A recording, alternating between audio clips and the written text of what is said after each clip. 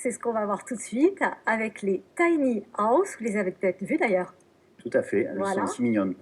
Littéralement, ça veut dire maison minuscule, et c'est vrai, elles ne sont pas bien grandes, 15 mètres carrés, la surface d'une chambre.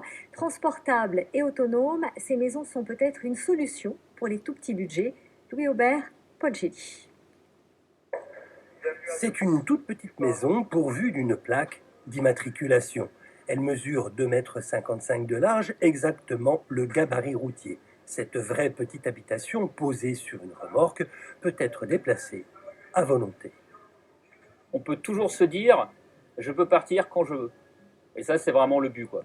Même si on le fait pas forcément, mais au moins on a dans l'esprit de pouvoir s'évader.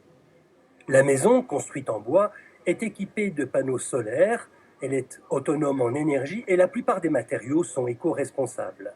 Si ce genre d'habitation, placée dans un jardin, peut servir de studio à l'adolescent d'une famille, c'est aussi un lieu de vie à moindre coût. Stéphane a sauté le pas, il y habite avec sa petite famille. Alors moi, c'était pour les raisons écologiques à la base. Voilà, c'était ça. Nous, on est très écolo, on essaie de faire le zéro déchet. J'ai fait un compost, un jardin qui se rapproche de la permaculture. Et la tiny house, c'était la base. C'est ce qui a commencé. Dans un contexte de forte tension immobilière, la tiny house est peut-être une alternative, 40 000 € tout compris, sans taxe foncière et d'habitation.